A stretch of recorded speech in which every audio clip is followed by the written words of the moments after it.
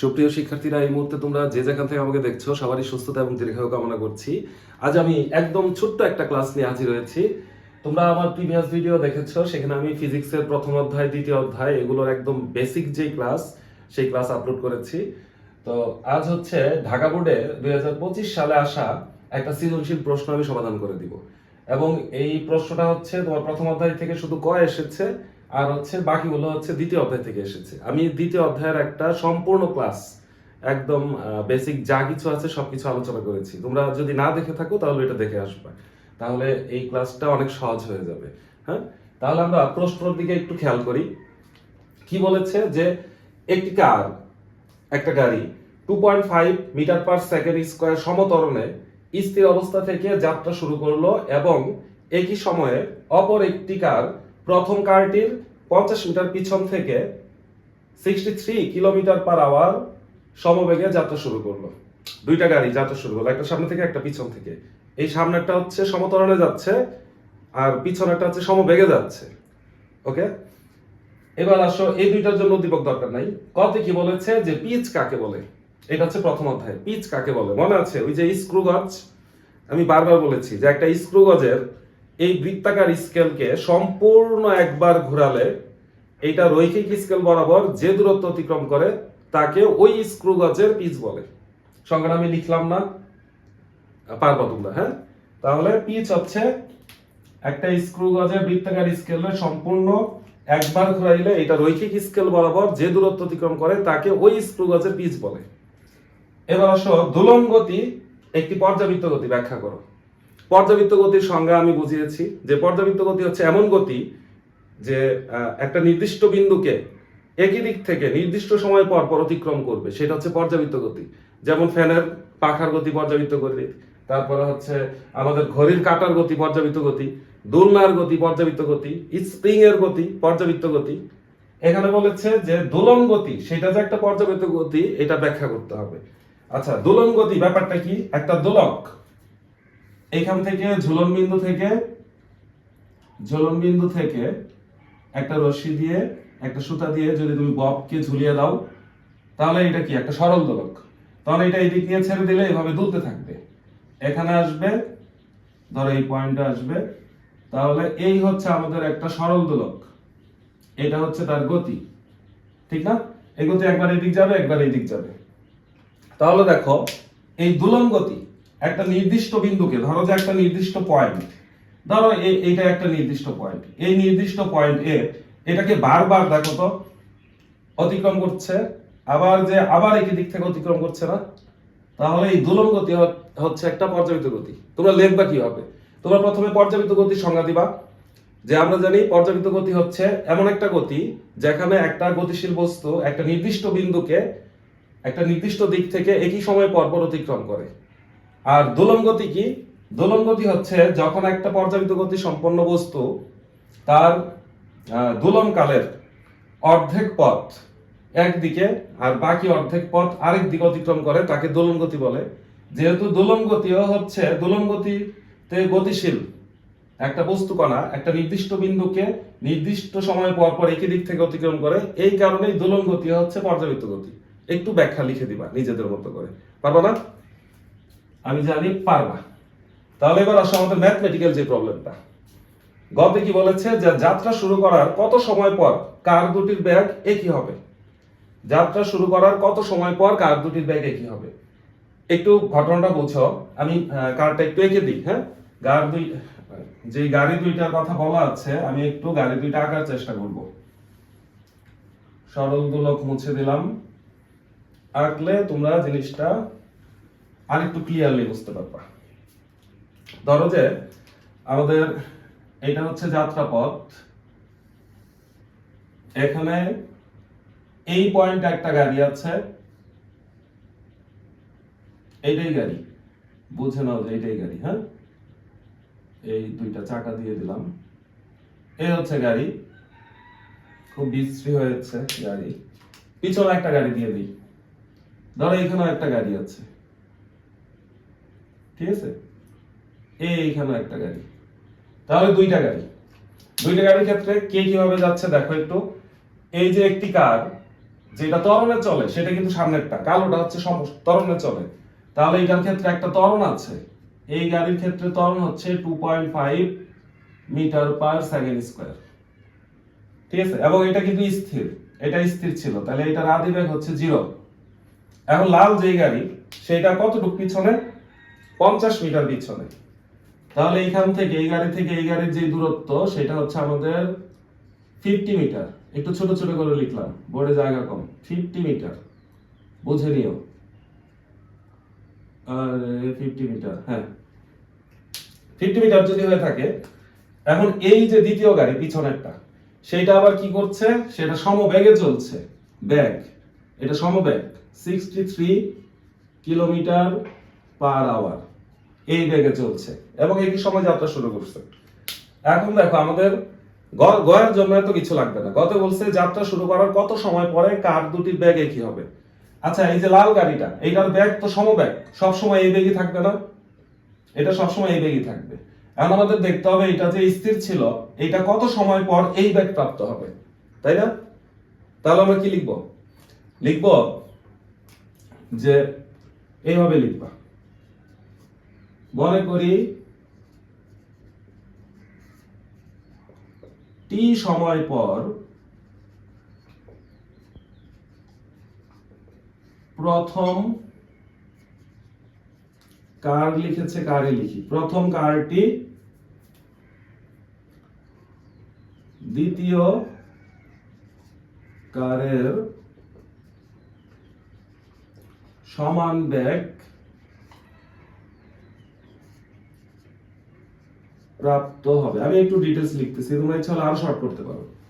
তাহলে এটা আমরা ধরে নিলাম যে মনে করি প্রথম কারটা টি সময় পর হচ্ছে দ্বিতীয় কারের সমান বেগ প্রাপ্ত হবে। তাহলে দেখো আমাদের যেই সূত্র, প্রথম যে গতি সূত্র সেটা দিয়ে হয়ে যাবে যে ভি সমান হচ্ছে কি, ইউ প্লাস হচ্ছে এটি। এখানে এই যে ভি, ভিটা কি, ভি হচ্ছে শেষ বেগ এবং সেই ভি কত, এইটার বেগের সমান না, তাহলে 63 কিলোমিটার পার আওয়ার। এটাকে কি করবা, এটাকে মিটার পার সেকেন্ড বানাবা। তাহলে কিলোমিটারকে মিটার বানাইলে কি করতে হবে, 1000 দিয়ে গুণ করতে হবে, আর আওয়ার নিচে আছে, 1 ঘন্টা মানে কি 3600 সেকেন্ড। তাহলে হচ্ছে 3600 দিয়ে তুমি কি করবা, ভাগ করবা, ভাগ করলে তুমি যেটা পাবা সেটাই হচ্ছে আমাদের মিটার পার সেকেন্ড। তাহলে ব্যাক কত আসে দেখো তো, এই 00 কাটা 00 কাটা, এটাকে 3 দিয়ে ভাগ করলে আসবে 12, এটাকে 3 দিয়ে ভাগ করলে আসবে 21, তারপর আবার 3 দিয়ে ভাগ করলে 4, 3 দিয়ে ভাগ করলে 7, 2 দিয়ে ভাগ করলে এই হচ্ছে 5, 5 সাথে হচ্ছে 35, 35 কে তুমি 2 দিয়ে ভাগ করলে পাবা কত, পাবা 17.5 মিটার পার সেকেন্ড পাবা। আমি এমনি বললাম, তোমরা ক্যালকুলেটরে ইনপুট দিলেই চলে আসবে এটা, হ্যাঁ। তাহলে এটা হচ্ছে এটা। আর ত্বরণ, ত্বরণ যেটা এ সেটা কিন্তু আমাদের দেওয়া ছিল, কি ছিল 2.5 মিটার পার সেকেন্ড স্কয়ার। আর আদি বেগ ইউ সেটা কি 0 ছিল না, স্থির ছিল। তাহলে এখানে বসায় দাও, ভি এর মান কত 17.5, ইউ কত 0, এ কত 2.5, তার সাথে হচ্ছে টি হচ্ছে গুণাকারে আছে। আমাদের মেন উদ্দেশ্য টি এর মান বের করা। তাহলে টি ইকুয়াল কি, এটা তো 0ই, 2.5 এর পাশে আসলে কি ভাগ হবে না, আমি এই পাশেরটাও ওই পাশে লিখছি। তাহলে 17.5 কে 2.5 দিয়ে তুমি ভাগ করবা, তাহলে কত হয় 7 হবে, 7। তাহলে 7 সেকেন্ড, ঠিক আছে, 10 3 হ্যাঁ 7। তাহলে 7 সেকেন্ড পর হচ্ছে গাড়ি দুইটার বেগে কি হবে, বোঝা গেছে, এইটুকুই, হ্যাঁ। তাহলে গ কমপ্লিট। আমি এবার ঘতে যাব, হ্যাঁ। গ আমার আমি বিশ্বাস করি যে তোমরা গ বুঝতে পারছো, খুবই সহজ। ঢাকা বোর্ডে আসলে সহজ প্রশ্নই আসে, অনেক সহজ প্রশ্ন আসে ঢাকা বোর্ডে। এবার দেখো আমরা ঘ নিয়ে একটু চিন্তা করব, ঘ এইটুক জায়গায় হবে কিনা, না হলে আমি পাশে মুছে দিব, ঠিক আছে। ঘ নিয়ে একটু আলোচনা করি। ঘতে কি বলেছে দেখো, ঘতে বলেছে যে কার দুটি তাদের যে চলার পথ সেই চলার পথে একবারের অধিক মিলিত হবে কিনা, একজন আরেকজনকে অতিক্রম করবে কিনা। এটা হওয়ার সম্ভাবনা আছে, একজন আরেকজনকে অতিক্রম করতে পারে। একটু খেয়াল করো, এটা তো সমবেগে চলছে, আর এটা ত্বরণে, তাহলে এটার বেগ বাড়বে। এটা এক সময় কি করবে, এটাকে যদি অতিক্রম করে সামনে চলে যায়, এটা তো বেগ বাড়বে না। এটা আবার আস্তে আস্তে বেগ বাড়তে বাড়তে এমন এক পর্যায়ে আসবে যখন এটা হচ্ছে আবার ওই লাল গাড়িকে অতিক্রম করবে। এরকম হইতে পারে না? তাহলে এটার জন্য আমরা ধরে নিব যে যে এই প্রথম গাড়ি এটা থেকে একটা নির্দিষ্ট দূরত্বে যে তারা হচ্ছে মিলিত হবে, এটা আমরা ধরে নিব। আমরা একটা কালার দিয়ে লিখি, ধরো অন্য একটা কালার দিয়ে লিখি। আমরা ধরলাম যে এই পয়েন্টে তারা মিলিত হবে, এটা হচ্ছে তাদের মিলিত হওয়ার জায়গা। হ্যাঁ, মনে করি প্রথম গাড়ি থেকে x দূরত্বে এবং t সময় পর তারা একে অপরকে অতিক্রম করে, এটা আমরা ধরে নিলাম। সেইখান থেকে আমরা t সময়টা বের করব। দেখো, তাহলে তুমি ঘতেও একইভাবে ধরে নিবা। মনে করি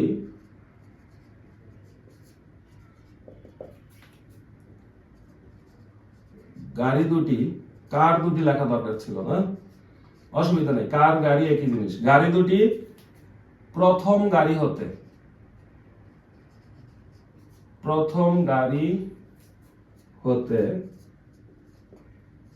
x মিটার দূরত্বে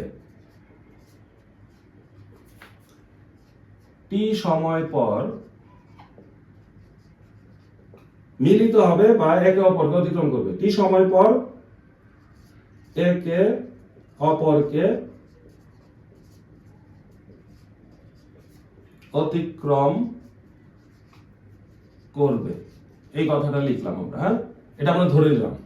এবার একটু খেয়াল করো, এটা তো সমবেগে যাচ্ছে, আর এই 63 কিলোমিটার পার আওয়ার, এটা মানে কত?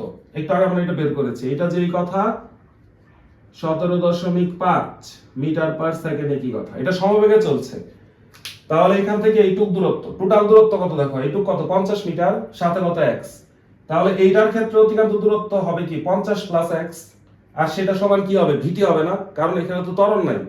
তাহলে সেখানে কি হবে, s সমান vt। আমি লাল দিয়ে লিখি, লাল গাড়ির ক্ষেত্রে তো দেখো, দ্বিতীয় গাড়িটা আগে লিখি। দ্বিতীয় গাড়ির ক্ষেত্রে s সমান vt, আমাদের সূত্র s সমান vt, আর s মানে তো এখানে আমাদের 50 যোগ হচ্ছে x, টোটাল অতিক্রান্ত দূরত্ব সেটাই তো s, 50 যোগ হচ্ছে x।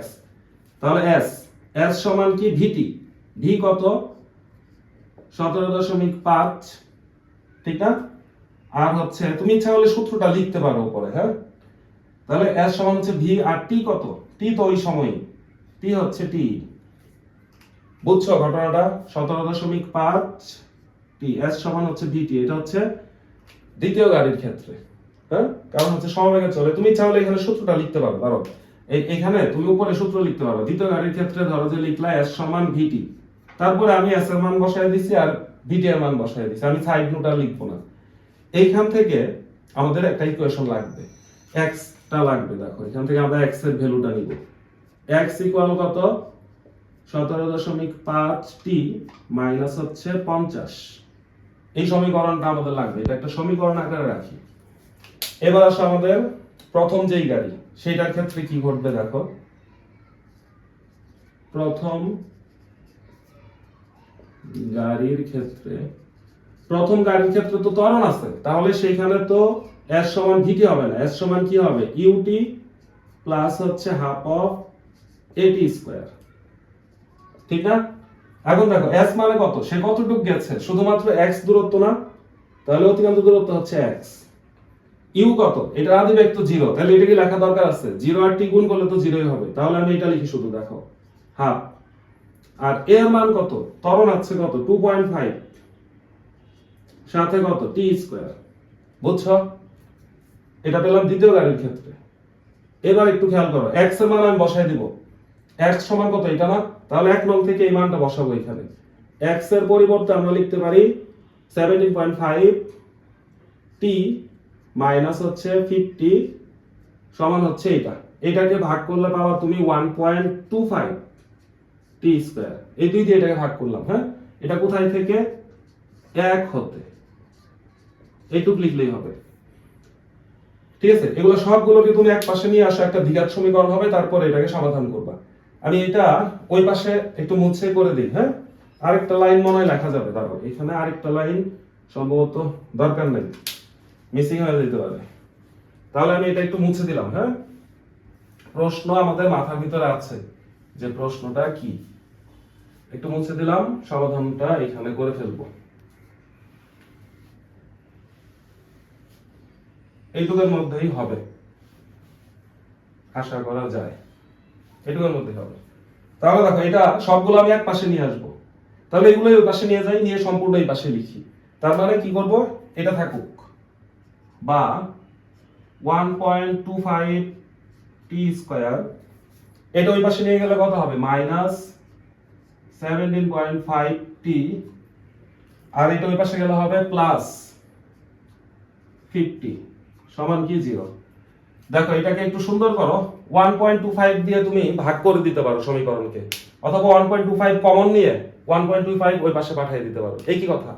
1.25 দিয়ে যদি ভাগ করো, এটাকে ভাগ করলে কি হবে, টি স্কয়ার। এটাকে 1.25 দিয়ে যদি ভাগ করো, 1.25 ভাগ করলে হবে 14।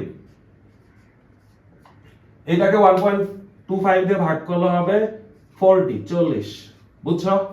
এখন দেখো কত সুন্দর হয়ে গেল না, 40 কে 14 বানাইতে হবে, মিডিল টার্ম। তাহলে টি স্কয়ার মাইনাস 10t মাইনাস হচ্ছে 4t প্লাস হচ্ছে 4t আর এটা হচ্ছে 40, দুইটা আলাদা জিনিস, হ্যাঁ? তাহলে এখান থেকে t কমন নাও, সেই ছোটবেলার মিডিল টার্ম, তাহলে 10 মাইনাস 4 কমন নাও, t মাইনাস 10 ইকুয়াল কত, 0।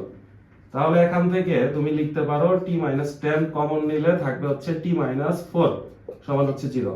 তাহলে হয় t মাইনাস 10 ইকুয়াল 0, সুতরাং t সমান হচ্ছে 10, অথবা t মাইনাস 4 সমান 0, সুতরাং t সমান কত, 4। দেখো t এর দুইটা ভ্যালু পেয়েছো তুমি, তার মানে কি, তার মানে হচ্ছে দুইটা সময় পর তারা মিলিত হবে, একে অপরকে অতিক্রম করবে। তার মানে যাত্রাপথে কি একাধিকবার অতিক্রম করবে, বুঝছো?